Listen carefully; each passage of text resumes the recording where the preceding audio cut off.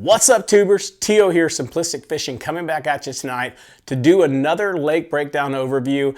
This time we're going to go all the way up to New York, one of the best bass fishing lakes in New York. It's actually one of the best bass fishing lakes across the nation, from what I understand. That is Lake Oneida. This thing was pretty cool. It's like a huge bowl. I don't want to get into too many of the specifics on it without taking you guys into the video and showing you, but lots of good offshore stuff, some limited, onshore, I guess, fishing the bank and stuff like that, but some really, really cool offshore fishing spots out here on Lake Oneida, and I know it's got a lot of good fish. Let's go check it out.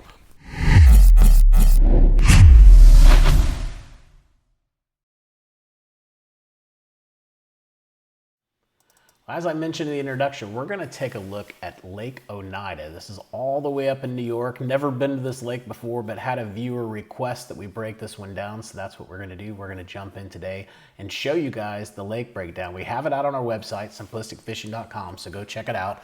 We don't have too many other New York lakes that are out there. We have Swinging Bridge Reservoir and Oneida for now, but we'll continue to add more as the requests come in. But let's take a look at this one really quick and show you guys how we have this broke down, because I think you're really going to enjoy it and find it very beneficial. So first off, we start off with just cover and structure. There wasn't a ton on this lake. This lake doesn't fluctuate a lot, so I couldn't get really good Google Earth images, but I was still able to find some pretty decent stuff by just moving the dates around and seeing what I could find. So I did find some debris, a couple different points I wanted you guys to check out, some more debris there, a couple laydowns.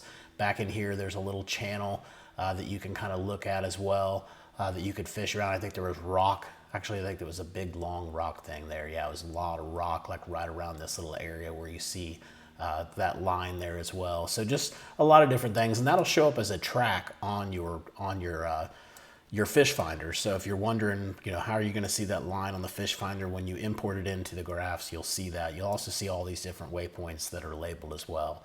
So we've got the cover and structure. Not a ton of stuff, right? Didn't find a ton of stuff. This is more like a huge bowl that's out there.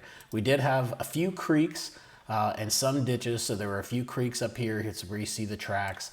And then there were a really, obviously really big channel coming right down here over the main river.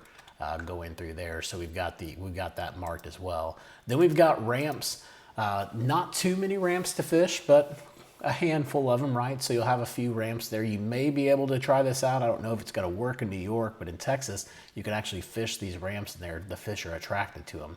Now, I don't know with your water being so clear if it's the same thing, but I would imagine so. So definitely take a look at those ramps and slabs. And if all else fails, at least you'll know where to go if you're having some boat problems or something like that. Now let's also take a look at rocks, because there are quite a few rocks along the shoreline in this area. And so what I did was I only marked the rock that was fishable. So if it was fishable, then you definitely wanted to do it. If not fishable, then I wouldn't even mark it. I just left it off. So I've marked all the different rocky areas that are on this lake. Here's that rock we were talking about earlier that was way out here. Now if I keep drawing this down with the history bar, you'll see that that rock will become a little bit more exposed. And so here it's very exposed. You can tell where it's at, and then you can see where I've gone along the shorelines, and I've marked where all the rock is on the shorelines as well. It's taken a minute to catch up to us, but I've marked it all on the shorelines as well, the riprap, stuff like that. Now, as well as all that, we also have the vegetation. So we have the vegetation, we have the ramps, the creeks, the ditches, the cover and structure. But on this lake, especially considering we know you got smallies up here in this thing, my guess is it's more of an offshore lake than really beating the bank. Now, I'm not saying you can't find fish beating the bank. You definitely could find fish beating the bank, but if you really want to go out and catch fish as well, you're going to have to learn how to fish offshore, especially on these northern lakes. So what we've done is we've gone out and we've used a contour map to find all the different offshore hotspots. Maybe not all of them, but as many different offshore hotspots as we could on this lake based on the contours of this lake. So if you're familiar, you've got these shoals that are up here and things like that. So what we've done is we've gone out to that map, we've marked all of those, and then we've brought them in here so that we can create one card for your graph for you to be able to import and see out on the water. So before we go any further and kind of finish up this little lake breakdown, let's switch over, and I'm going to import all this stuff into the Navionics mobile app, and I want to show you guys some of this offshore stuff.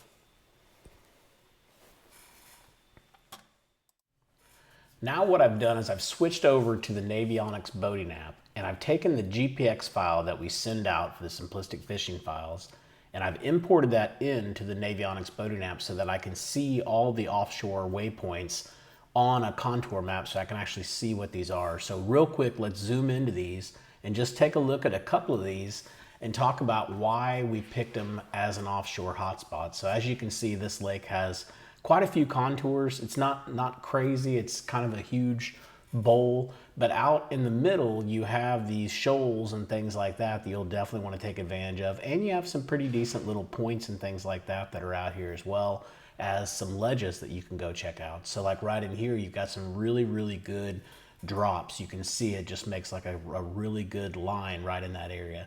You've got a nice little shoals that are out here as well. You can see we've marked several of them, but if you zoom into them, you can really see that we marked like the key ones, the bigger points. But you're gonna want to scan all around this area and see what you can find in this area. That whole area is just probably gonna be loaded with good stuff.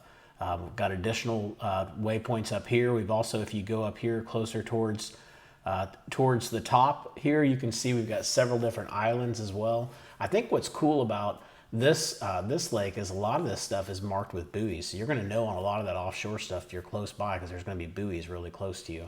But there's some really good stuff here. I mean, look at these nice big humps. You've got grassy shoals. You've got nice little drops as well. You can see just really, really fine contours that are out here. So a lot of good stuff going on out there. And then you've got, you know, some shallower stuff up here too. It's still offshore, but it's definitely shallower. So you can see here, we've got a nice little ridge on this side right over here. Another ledge that's right over here too. You've got a nice little hump that's out here. Of course, that one's buoyed, a good little point. So what we've done is we've gone through and we've marked all of that stuff for you out on Lake Oneida. And as I mentioned before, you can find all this stuff by going out to simplisticfishing.com and picking up your waypoints there. We've got them on SD cards. We also have the digital files as well. And when you buy the SD card, we send you this GPX file so you can see these offshore waypoints on your mobile apps.